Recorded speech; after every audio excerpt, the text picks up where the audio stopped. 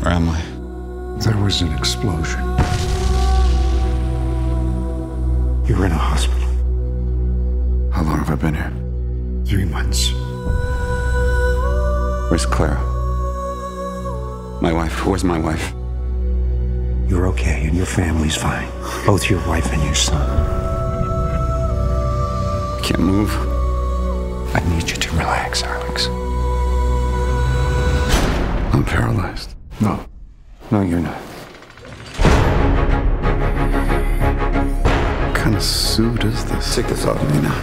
It's not a suit. It's you.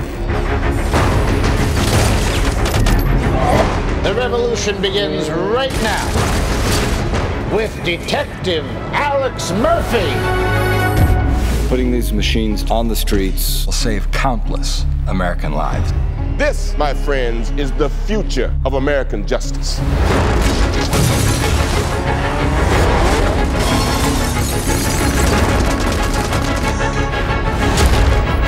Dead or alive, you're coming with me. You say you can save him, but what does that mean? What kind of life will he have?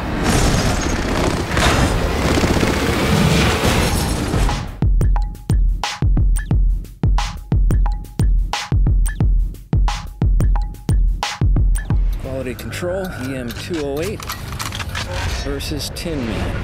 If Maddox hits you, everything but your life support will shut down. Knowing Jose and seeing his movies, you know that the action is going to be exciting, it's going to be realistic and gritty. So all of a sudden this became something that I was dying to pursue, and I worked my butt off to get the part. I was shooting The Killing up in Vancouver, and I'd fly down on the weekends to audition, and I think it was 3 or 4 times when I flew down and audition, and I would really try to convince them all that I would be good for the role, because I felt like this could be something really special. And now I feel I was right. Norton is Time to wake him up. he's a chemist, he's a bionic engineer, he's a scientist and a brain surgeon, sort of on steroids. He's very clever. He's very smart, maybe a little smart, too smart for his own good. It's not even really a remake or a reboot. It's Jose has taken that concept and that idea from that first film and just infused it with his own imagination and his own sort of talent. Is this ethical? Could this happen? And if this happened, you know, is he better off dead? Is the family better off with the memory? Do we give him a better life or a worse one? So there's all those sort of, there's that whole debate, and the man versus, you know, the machine versus the soul.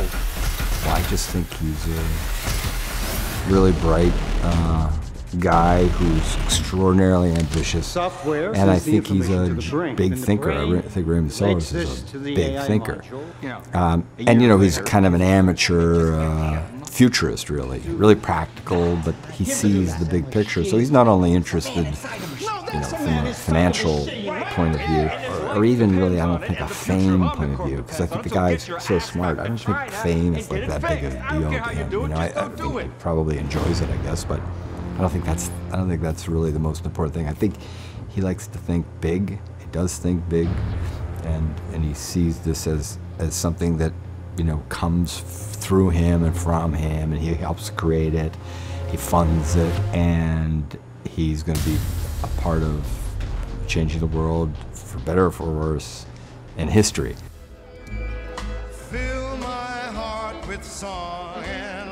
I think Jose has a very, he knows exactly what he wants, and I mean, I know that he fought for me to play Clara Murphy, and I'm so grateful for that.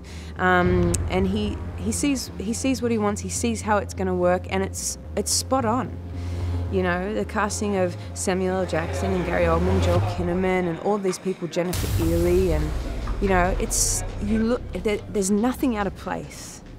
It's all just... And what you notice too is that he doesn't have to give much direction because it's all there. He's cast these people for a reason. When this film came up, I was like, I have to do this movie, you know. It was so iconic for me as a child, and all of my friends, particularly my male friends, the most excited any of my friends have ever been about a film that I've done is this one, without doubt. Particularly all my male friends between the age of like 25 and 40, just so excited. It's a big, fun, really entertaining, technologically cool-looking movie, and great movie, and happens to be really pretty intelligent, you know, and you know, asks really relevant, extremely relevant questions. Actually, I think. Move you so Maddox can get a clear shot. Do not let that happen. If Maddox hits you, everything but your life support will shut down. You'll feel more pain than you've ever felt in your life. I don't know about that. I've been through a lot. We didn't shy away from great visuals. We didn't shy away from state-of-art visual effect, shots or graphic design. We went for it. We went for the cool gunfight. We went for the amazing 209. We went for the scope of robots invading Tehran. We did all of that, and it's a big part of the movie. And even in the small setups, where you see, you know, the biology of Alex Murphy interacting with the robotic part of Murphy, we also, you know, paid a lot of attention to detail and graphics and VFX, and it all, you know, adds up to a very entertaining, I think, movie, and you know, to a movie that will reach a broad audience. I long to see a big, exciting action movie that has intelligence, that has a lot of emotion, that appeals to both the kid in me and the adult in me. And I feel that this movie does all of those things. And I think it's something that I will be proud of on many levels. It's great entertainment, but it's also entertainment with some substance. All right. I say we go in 3. 3. I think it's very good. I went back and looked at the original. I mean, I'd remembered it from when it first came out, but I went back and looked at the original. And it's got some wonderful things in it. And Jose's a huge fan of it. So we didn't want to kind of... He said, it's so good, why remake it? So I hope the fans of the original will be happy. But you don't really have to know anything about RoboCop. You don't have to be part of that fan base to enjoy the film.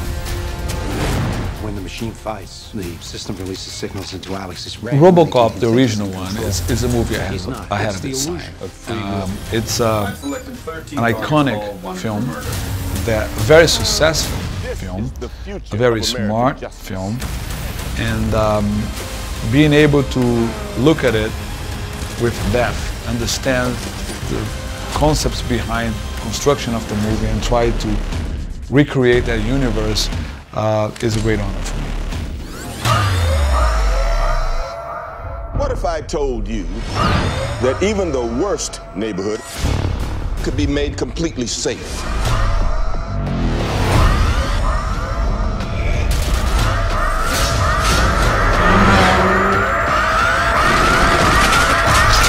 Dead or alive, you're coming with me.